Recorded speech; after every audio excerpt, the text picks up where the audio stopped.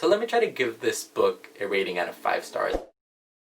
What's going on, guys? Welcome to your weekly dose of disappointment. My name is Jonathan, and for this video we're going to be reviewing the book Imaginary Friend by Chbosky. First, let me talk about who Chbosky is.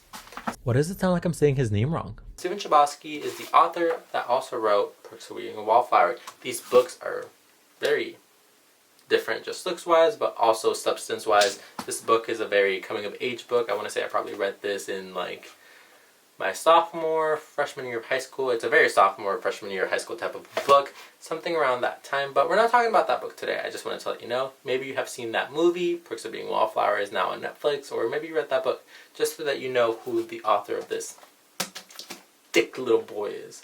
Bro, do you know who the author of this thick little boy is? Enunciate. First, let me give you guys a little overview of what this book is about. The storyline follows Kate Reese and her 8-year-old son, Christopher.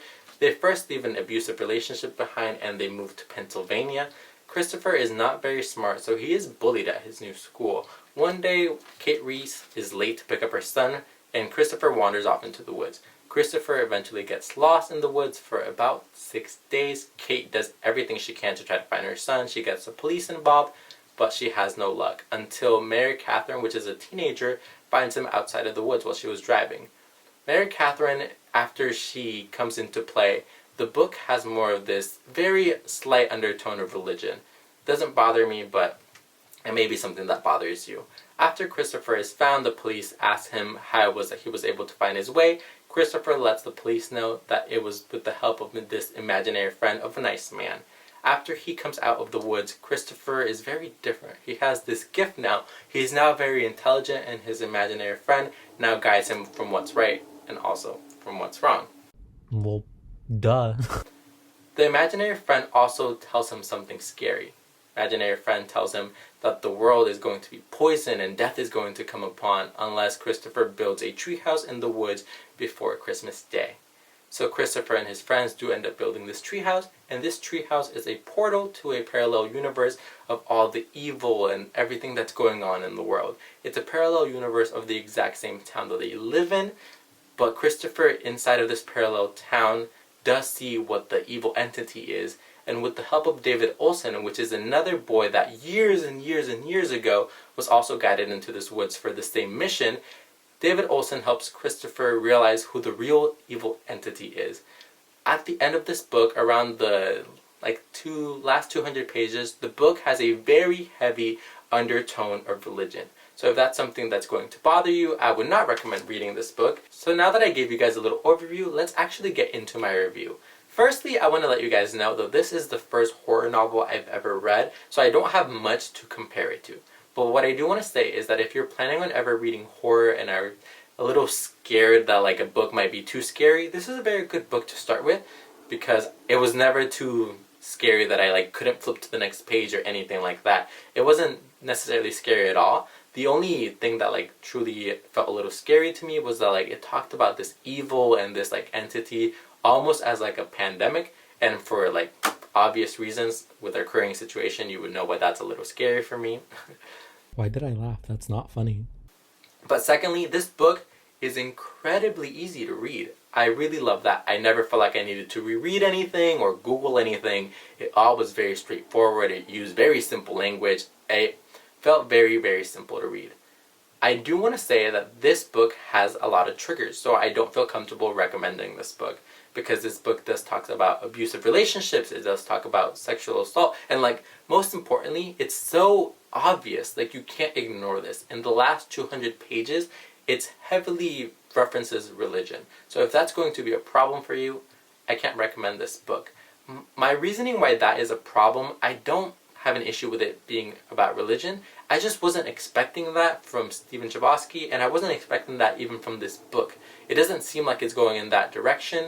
I do have one issue with the book. The book itself felt sort of like it ended 3 or 4 times inside of the book. It's not that it wasn't captivating anymore, it just felt like it came to a close, and then there were still another 300 pages left. That was one of my concerns. I almost felt like I was reading a book inside of a book inside of a book, but it was captivating throughout this whole storyline. I just don't feel comfortable enough recommending this book because personally, this is not going to be a reread for me. This was like a good one-time, one-and-done book for me. I wasn't interested enough to want to reread it again. It wasn't necessarily that I wasn't too interested. It also is that it's too big. I think it has like 700 pages, and it wasn't doing it enough for me. It wasn't really what I expected, and it does have, like I said, triggers. The issue also itself, it's a horror novel. I wasn't too scared. It's not anything spectacular with my taste, but I don't think that it's a bad book. I do think that it's a good read, but I don't think that it'll be a reread for me. So let me try to give this book a rating out of 5 stars. I think that's going to be helpful for you guys. I would give this book 4 out of 5 stars. Just because I was captivated throughout the whole time. It was very easy to read. The only issue that I do have with it, really, honestly, is that it felt like it ended. It was talking about way too many things, and those things would come to a close. I feel like this book was trying to say way too much in a limited number of pages. And that is my main concern with this book. My AC is now on. I'm sorry if you guys can hear that. I was just burning up.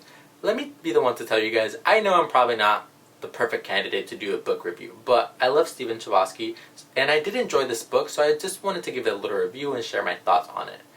But I don't feel comfortable enough recommending this book because it wasn't a good enough book for me to want to reread it. First of all, it's a horror novel, and I wasn't terrified, which I guess that's the thrill that you're asking for when you're wanting to read a horror book. But it wasn't a bad book, so if the overview that I gave you guys does interest you, I would say go ahead and read it. Because it was captivating throughout the whole story. I never was bored. It's not like I feel like I wasted my time reading this book. I enjoyed the time that I had reading it. I just don't know that I would read it again. That's the issue that I'm having here with it. But if you guys have any other suggestions for any other books, or would like to hear another review, maybe I've already read the book. You guys can go ahead and comment those books down below for me. Why did I laugh? That's not funny. Alright, I guess that's going to be all. See you guys later. Bye. Wow, I don't have an outro. That felt really weird. Is that a good... Bye! I'm sorry about that ending. Thanks for watching, though. Bye.